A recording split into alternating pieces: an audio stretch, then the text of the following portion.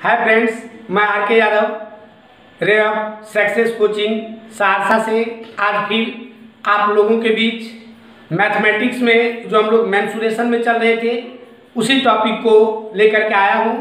और पिछले क्लास में हम लोग जहां तक देखे थे आज उससे आगे का टॉपिक पर हम लोग बात करेंगे।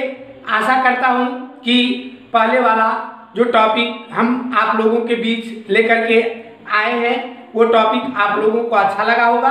और यदि आपको अच्छा लग रहा है वो टॉपिक तो प्लीज़ इस चैनल को लाइक करें, शेयर करें और सब्सक्राइब करें ताकि जल्द ही हम आप लोगों के बीच लाइव क्लास लेकर के आ सके। पॉलिटेक्निक ITI एग्जाम से पहले आप लोगों का सिलेबस खत्म हो सके। तो चलिए हम लोग बात करते हैं। कल हम लोग बात किए थे त्रिज्यखंड के बारे में कि ये त्रिज्यखंड है। त्रिज्यखंड में त्रिज्या के द्वारा वृत्त का जो भाग कटता है, इस एंगल को यदि हम लोग थीटा मान लेते हैं, ये सेंटर है वो, ये ए और बी, तो इसका हम लोग कल क्षेत्रफल निकाले थे और आप लोगों को बताए थे कि इसका जो एरिया होता है ए बराबर थीटा बटे 360 गुना पाई आर स्क्वायर होता है।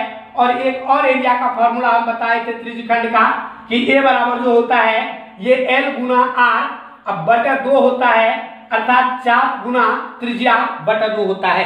चाप गुना त्रिज्या बटे 2 होता है। ये फॉर्मूला पर भी हम कल बात किए थे और इसी फॉर्मूला से एक क्वेश्चन रेलवे टेक्नीशियन CBT 1 में पूछा हुआ था। रेलवे टेक्नीशियन CBT 1 में क्वेश्चन यहाँ से इसी फॉर्मूला से पूछा हुआ था। और ये तो सामान्य फॉर्मूला है जो लगभग 10th स्तर के सभी बुक में आपको देखने के लिए मिल जाता है। तो चलिए आज जो हम लोग बात करेंगे वो हमारा टॉपिक रहेगा सेमी सर्किल, जिसको हम लोग कहते हैं अर्धवृत्त। ध्यान से देखिए, सेमी सर्किल का आज हम लोग बात करेंगे जिसको हम लोग अर्धवृत्त कहते हैं। ध्यान दीजिए, वृत्त के आधे भाग को ये आपका अर्धवृत्त हुआ, ये इसका सेंटर है, ये इसका सेंटर C है। AB जो है इसको हम लोग व्यास कहते हैं। AB को क्या कहते हैं? व्यास कहते हैं। AB को हम लोग व्यास कहते हैं और इसको हम लोग D से डिनोट करते हैं। AB व्यास है, इसको हम लोग D से डिनोट करते हैं। और ये सेंटर से सरकमफ्रेंस तक का जो डिस्टेंस होता है जिसको हम लोग R कहते हैं, जिसको हम लोग क्या कहते हैं? R कहते हैं। तो ये R जो होता है इसका 2 गुना होता है व्यास, अर्थात D बराबर हम लोग लिख सकते हैं 2R। D बराबर क्या लिख सकते हैं? 2R। व्यास बराबर 2 गुना त्रिज्या, व्यास बराबर 2 गुना त्रिज्या होता है। तो सबसे पहले इसका अगर एरिया निकाले हम, एरिया तो सर्किल के एरिया का आधा होगा, तो सर्किल का एरिया होता है पाई आर स्क्वायर बटा 2 कर देंगे तो ये सेमी सर्किल का एरिया हो जाएगा। ये हमारा हो गया आज सेमी सर्किल। सेमी सर्किल का आज हमारा टॉपिक है सेमी सर्किल। एरिया बराबर पाई आर स्क्वायर बटे 2 हो गया। अब ध्यान दीजिए, यहाँ से चूंकि R अगर निकालेंगे तो D/2 हो जाएगा। तो यहाँ अगर हम एरिया निकालें, एरिया A बराबर लिखे, इसमें R के जगह पर D/2 रख दे तो ये हो जाता है हमारा पाई इंटू D/2 का होल स्क्वायर और नीचे में पूरे के बट्टे में ये 2 रख देंगे तो ये हमारा एरिया जो निकल के आएगा, ये एरिया हमारा हो जाएगा A बराबर पाई D स्क्वायर, पाई D स्क्वायर बटे ये 2 दूना 4 और दूना 8 पाई D स्क्वायर बटे 8। ये हो जाएगा अर्धवृत्त सेमी सर्किल का एरिया। अर्धवृत्त सेमी सर्किल का एरिया पाई D स्क्वायर बटे 8 हो जाता है। ध्यान दीजिए, अर्धवृत्त सेमी सर्किल का एरिया पाई D स्क्वायर बटे 8 होता है। इसको आपको याद रखना है और आगे बढ़ते हैं। ध्यान से देखिए, ध्यान दीजिए, एक एक चीज को आसानी से आप समझ लीजिएगा यदि थोड़ा सा आप ध्यान को केंद्रित कीजिए। तो ये हमारा सेमी सर्किल है जिसको हम लोग अर्धवृत्त कहते हैं। ये AB है और यहाँ पर ये सेंटर C है, यहाँ पर ये सेंटर C है। एरिया हम लोग निकाल चुके हैं, एरिया पाई D स्क्वायर बटे 8 होता है, जहाँ D जो है इसका डायमीटर है, व्यास है। अब चलिए अगर बात करें इसका सरकमफ्रेंस, इसका परिधि का बात करें तो परिधि का मतलब होता है चारों ओर का डिस्टेंस। चारों ओर का डिस्टेंस मतलब ये केवल नहीं हो जाएगा, इसमें ये भी जोड़ना पड़ेगा। ध्यान दीजिए, सरकमफ्रेंस निकाले तो ये तो पूरा वृत्त का जो सरकमफ्रेंस होता है 2 पाई r, तो उसका आधा हो जाएगा ये A से लेके B तक ये जो कर्व है, ये जो कर्व है ये हो जाएगा 2 पाई r बटा 2। और ये जो AB डाया है, ये डाया भी उसमें जुड़ेगा तो सरकमफ्रेंस क्या हो जाएगा 2 पाई r बटे 2, 2 पाई r बटे 2 प्लस करेंगे 2r, प्लस क्या करेंगे 2r, यहाँ ये 2 से 2 कट जाएगा तो ये c बराबर क्या निकल गया आपका पाई r प्लस 2r। ध्यान दीजिए पाई r प्लस 2r। तो सेमी सर्किल है और वृत्त का परिधि पाई r प्लस 2r होता है। इसको आप लोग याद रखें कि अर्धवृत्त का जो परिधि होता है ये पाई r प्लस 2r होता है। लेकिन ITI में 2015-16 में जब क्वेश्चन लिया इस टॉपिक से तो आप देखिए कैसे टॉपिक से क्वेश्चन लिया था और उसी तरीके से हम टॉपिक को आगे बढ़ाते हैं। ध्यान दीजिए इसका जो सरकमफ्रेंस होता है, सरकमफ्रेंस जो होता है वो पाई r प्लस 2r होता है। ध्यान से देखिए सरकमफ्रेंस C जो है ये आपको हम निकाल दिए पाई r अब प्लस में 2r, यहाँ से हम r को कॉमन ले लेते हैं तो C बराबर क्या हो जाएगा, r कॉमन लेंगे तो पाई प्लस 2 हो जाएगा और पाई का मान 3.14 होता है या 22/7 होता है। तो पहले हम 3.14 लेते हैं तो C बराबर क्या हो जाएगा, देखिए r गुना 3.14 जोड़ 2 करेंगे तो ये 5.14 हो जाएगा, 5.14 r गुना 5.14। यहाँ से क्वेश्चन बनता है कि सरकमफ्रेंस में सेमी सर्किल में सरकमफ्रेंस और रेडियस का अनुपात कितना होगा, तो आप कहिए 5.14 होगा, 5.14 होगा।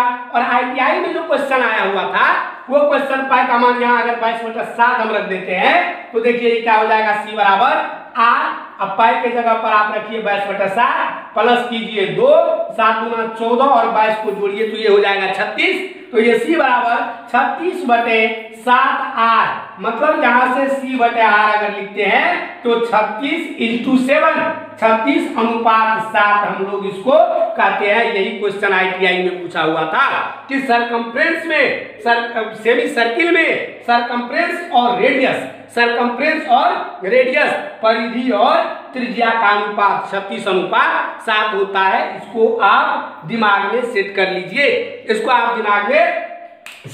चलिए आगे बढ़ते हैं और भी कुछ काम इसमें हमको करना है। ध्यान से देखिए C बराबर एक फॉर्मूला अभी तुरंत हम निकाले थे सेमी सर्किल के लिए, सरकमफ्रेंस में C बराबर 5.14r अभी निकाले हैं। अगर हम C/r कर दें तो ये हो जाएगा 5.14, दोनों तरफ 1 घटा दीजिए और 100 से गुना कर दीजिए, आप इधर भी 1 घटा दीजिए और 100 से गुना कर दीजिए, ये आपका निकल गया 414% मतलब 414%। इसका मतलब हुआ कि सेमी सर्किल का जो सरकमफ्रेंस होता है वो रेडियस से त्रिज्या से 414% अधिक होता है। नहीं, अर्धवृत्त का जो परिधि होता है वो त्रिज्या से 414% अधिक होता है। इसको आप लिख लीजिए, नहीं तो बार बार इसको 2-4 बार बोल के रिपीट कीजिए और खुद से करने का कोशिश कीजिए कि अर्धवृत्त की, ध्यान से सुनिए, अर्धवृत्त की जो परिधि होती है वो त्रिज्या से 414% अधिक होता है। अर्धवृत्त की जो परिधि होती है वो त्रिज्या से 414% अधिक होता है। ध्यान दीजिए। इसके बाद सरकमफ्रेंस को भी हम लोग देख लिए, तो चलिए ध्यान दीजिए। और यदि थोड़ा सा अगर हम नए तरीके से बातों को सोचने का कोशिश करें तो ध्यान दीजिए, वृत्त में एक बार फिर से हम लोग चलते हैं। एरिया बराबर हम बताए थे पाई r², ऐसे आप कीजिए अपने से खुद से। अब यहाँ से अगर हम r निकाले तो r बराबर क्या हो जाता है, या थोड़ा सा और इसको आगे करते हैं, सरकमफ्रेंस बराबर हुआ था 2πr, याद होगा आपको, सरकमफ्रेंस बराबर हुआ था 2πr। यहाँ से आप r निकालिए तो r बराबर क्या हो जाएगा, C/2π होगा, सरकमफ्रेंस अब 2π होगा। अब इस r का मान इस फॉर्मूला में पुट कीजिए तो एरिया बराबर देखिए क्या निकलता है फॉर्मूला, a बराबर क्या हो जाएगा पाई और r के जगह पर रखेंगे C/2π का होल स्क्वायर कर दीजिए, C/2π का होल स्क्वायर, ये क्या हो जाएगा पाई I/c², अब बटा ये हो जाएगा 4π², ये वो स्क्वायर से पाई से ये कट गया।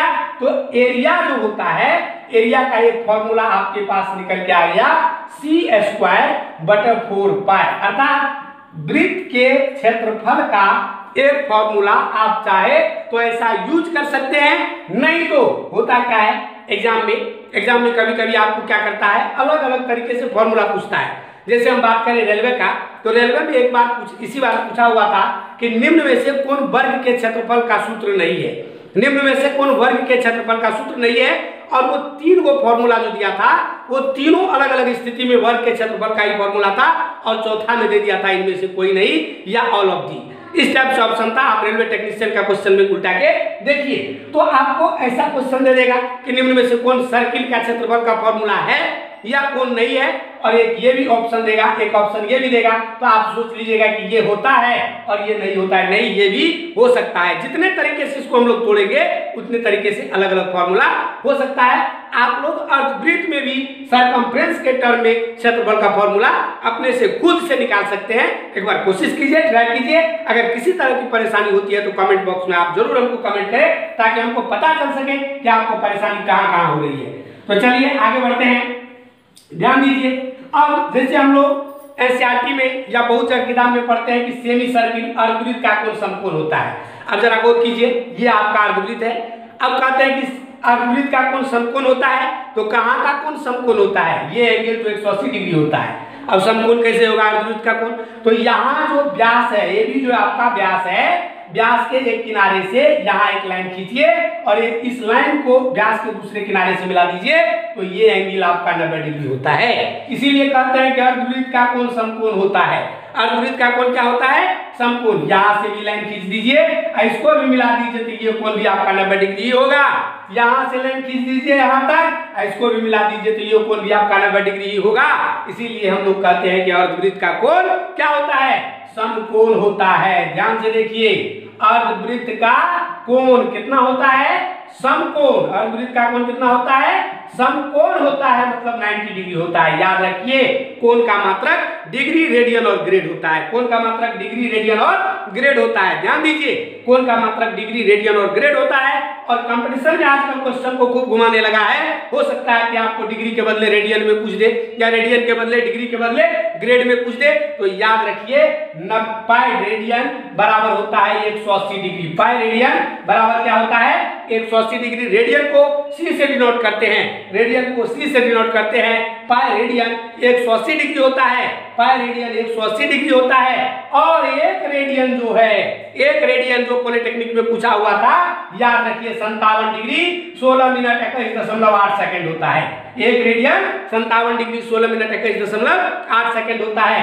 एक रेडियन जो है ये 57 डिग्री 16 मिनट और 21.8 सेकंड होता है। इसको भी आप लोग रख ही जाइए, याद ही कर लीजिए। और ग्रेड वाला पद्धति में जो होता है, ग्रेड में अगर एंगल को हम देखें तो 90 डिग्री जो होता है वो 100 ग्रेड के बराबर होता है। ध्यान दीजिए, ग्रेड वाला सिस्टम में 90 डिग्री कितना होता है? 100 ग्रेड के बराबर होता है। मतलब 90 डिग्री जो है इसको हम लोग 100 ग्रेड कर सकते हैं, या 9 डिग्री जो है इसको हम लोग 10 ग्रेड कर सकते हैं, या 1 डिग्री जो है इसको हम लोग 10/9 ग्रेड कर सकते हैं। ग्रेड वाला सिस्टम में आप इस तरीके से किसी भी एंगल को चेंज कर सकते हैं। तो चलिए, हमारा आज अर्धवृत्त का थोड़ा सा जो इंट्रोडक्शन था वो आप लोगों को दिए, वृत्त का दिए, त्रिज्यखंड का दिए, और इसके बाद हम लोग आते हैं वृत्तखंड पर। इसके बाद आते हैं वृत्तखंड। ध्यान दीजिए, वृत्तखंड बिल्कुल आसान चीज है। फॉर्मूला अगर आप रटे हुए हैं तो फॉर्मूला को भूल जाइए, और हम जो प्रोसेस बताते हैं उस प्रोसेस से आप चलिए, आपको रटने की आवश्यकता नहीं होगी। तो चलिए हम बात करते हैं वृत्तखंड पर। ये सर्किल है, ये वृत्त है, ये सर्किल है, ये इसका केंद्र है, सेंटर है।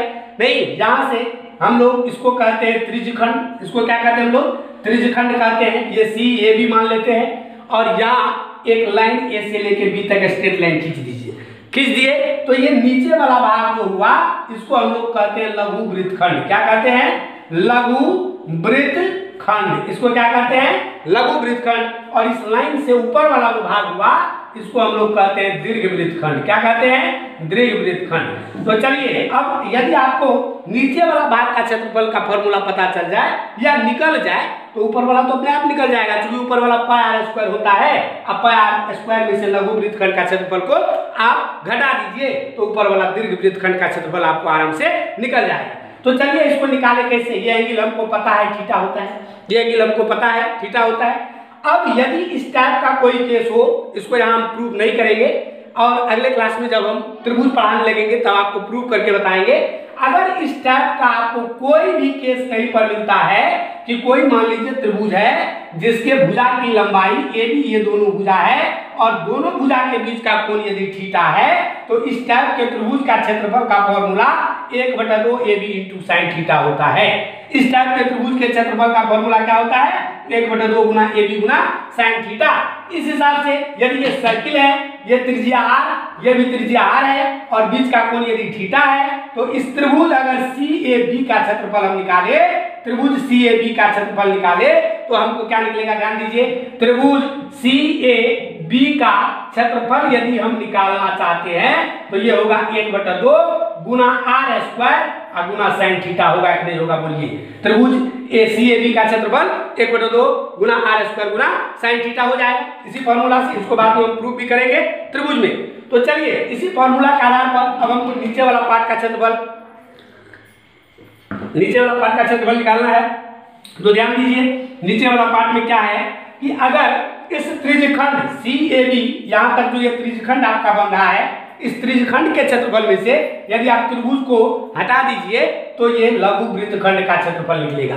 और त्रिज्यखंड का क्षेत्रफल आपको पहले हम बताए थे, तो यहाँ डायरेक्ट हम लिखते हैं लघु वृत्तखंड का क्षेत्रफल, लघु वृत्तखंड का क्षेत्रफल बराबर क्या करेंगे? त्रिज्यखंड का क्षेत्रफल माइनस त्रिभुज का क्षेत्रफल। क्या लिखेंगे?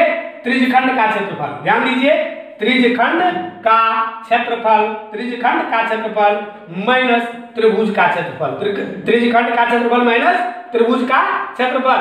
और तब इसको हम लोग क्या कर सकते हैं? त्रिज्यखंड का क्षेत्रफल क्या होता है? ध्यान से देखिए, θ/360 गुना πr² माइनस त्रिभुज का क्षेत्रफल यहाँ पर लिखे हैं तो 1/2 r² sin थीटा।